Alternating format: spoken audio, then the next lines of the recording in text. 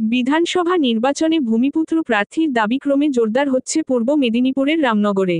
রামনগর এক পঞ্চায়েত সমিতির সদস্য দীপক সার সহ অনেকের নাম নিয়ে আলোচনা সোশ্যাল মিডিয়া জুড়ে।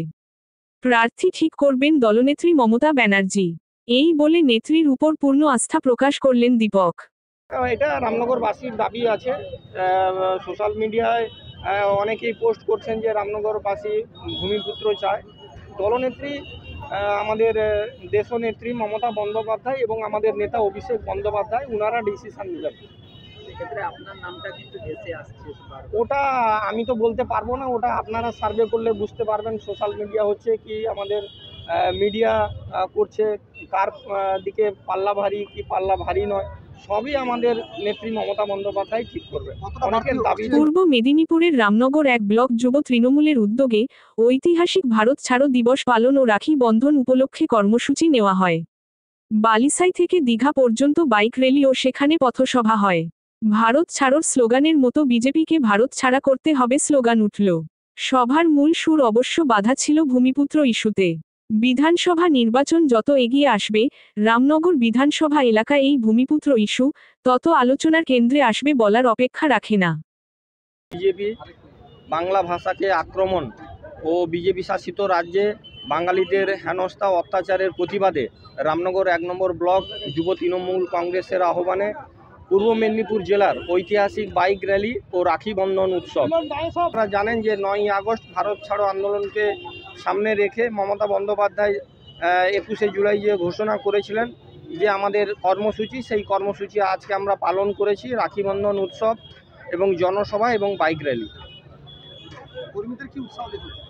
কর্মীদের উৎসাহ চোখে পড়ার মতো। বহু আমাদের দলের সৈনিক কর্মীরা এসেছিলেন বাইক র্যালিতে এবং ঐতিহাসিক বাইক র্যালি প্রমাণ করেছে রামনগর বিধানসভার বুকে। অবশ্যই মমতা বন্দ্যোপাধ্যায়কে আমাদের পূর্ব মেদিনীপুরে 16টা সিটের মধ্যে যাতে আমরা বেশি সংখ্যক সিট দিতে পারি এবং আমরা জেলাবাসী হিসাবে আমরা রাজ্যের সমস্ত নেতৃত্ব যারা আছেন আমরা সবাই চেষ্টা করছি যাতে আমরা 250 সিট নিয়ে মুখ্যমন্ত্রীকে আমরা যাতে চতুর্থবারের জন্য মুখ্যমন্ত্রী করতে পারি, তার জন্য আমরা সবসময় তার পাশে আছি। আগামী দিনে বাড়তি অক্সিজেন আমাদেরকে যোগাচ্ছে এবং আমরা আগামী দিনে আরও বেশি করে যাতে আমরা সংগঠনকে আরও মজবুত করতে পারি এবং আমরা আরও বেশি করে যাতে সভা করতে পারি, সেটা আমাদের টার্গেট থাকবে। আমার নাম দীপক সার, সদস্য রামনগর 1 পঞ্চায়েত সমিতি। তারা কারো ওদের বিরুদ্ধে বলবে না। যারা আমাদের রামনগরের ভূমিপুত্র তাদেরকে তারা এখান থেকে উঠতে মাথা উঠতে দিবে না বলে তারা ভাইরা ভাই দুজন, তারা মানে পিসার ভাইপো দুজন মিলে চক্রান্ত করছে। তারা এখানে যাতে রামনগরে অন্য কেউ আসতে না পারে। আজকে আমরা রামনগরের মানুষ আমরা পরাধীন হতে চাই না, আমরা স্বাধীন হতে চাই। 2011 সাল থেকে আজ পর্যন্ত আমাদের কেউ এখানে দাঁড়াতে পারেনি। আমাদের এবার সামনের নির্বাচনে আমরা এই বার্তা পৌঁছে দিতে চাই যে রামনগরের মানুষকে আমাদের এখানে নির্বাচনে দাঁড়াতে দিতে হবে। তাই আমাদের ভূমিপুত্রের পক্ষে আমাদের লড়াই চলবে, আমাদের লড়াই কিন্তু ছাড়বো না। আর আমাদের চোর বলেছে ওরা, আপনারা জানেন অনেকে 2011 সাল থেকে 2020 সাল পর্যন্ত ডিএসডি দীঘা শঙ্করপুর উন্নয়ন পরিষদের কারা চেয়ারম্যান ছিল, কে চেয়ারম্যান ছিল আর কে ভাইস চেয়ারম্যান ছিল আপনারা সবাই জানেন। ডিএসডিতে কি হচ্ছিল সেটা আমি সব জানি। আজকে দীঘাতে প্রায় 2900 স্টল হয়েছে, প্রায় 300 মতো প্লট বিলি করা হয়েছে আর কয়েকশো কোটি টাকা টেন্ডার হয়েছে এখানে। এইসব টাকাগুলো কোথায় যেত জানেন? সেই কাঁথির শান্তিকুঞ্জে যেত আর ক্যালট্যাক্স বোর্ডে আমাদের নেতার কাছে যেত। এই টাকাগুলো আমরা জানি কে কত টাকা নিয়েছে।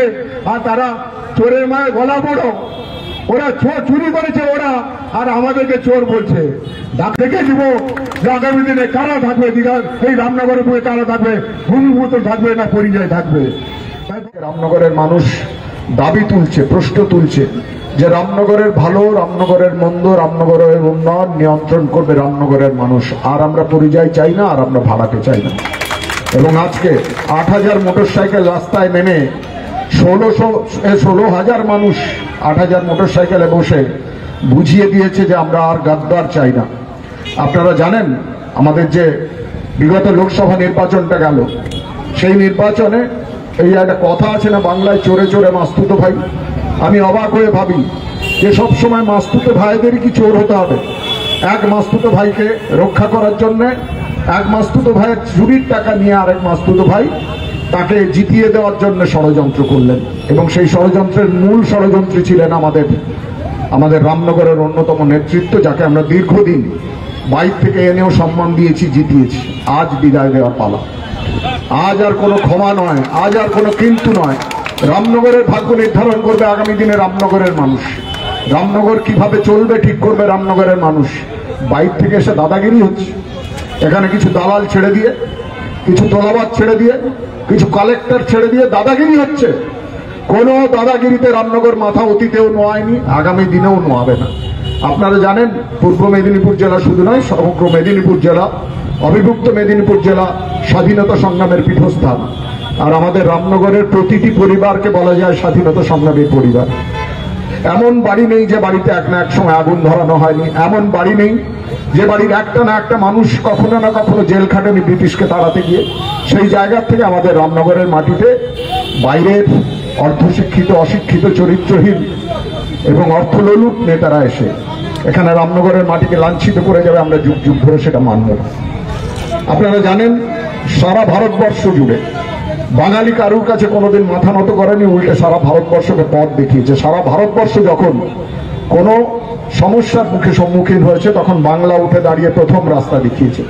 আমাদের গোপালকৃষ্ণ গোখলে, মারাঠি মানুষ, মহারাষ্ট্রের মানুষ, তিনি সবসময় বলতেন যে বাংলা আজ যা ভাবে, আগামীকাল সারা ভারতবর্ষ সেটা ভাবতে বাধ্য হয়। তো সেই জায়গা থেকে আজও বাঙালি পথ দেখাবে। আমরা সারা ভারতে বিভিন্ন জায়গাতে অনেক চক্রান্তের শিকার হয়েছেন মানুষ। বিজেপি বলে দলটা অনেক ধরনের চক্রান্তের খাড়া নামিয়ে দিয়েছে, তা সত্ত্বেও আমাদের নেত্রী মমতা বন্দ্যোপাধ্যায়, আমাদের নেতা অভিষেক বন্দ্যোপাধ্যায়, তাঁর নেতৃত্বে সারা বাংলা, আমাদের এই পশ্চিমবঙ্গ, আমরা বিজেপির কাছে মাথা নত করিনি, পদানত করিনি।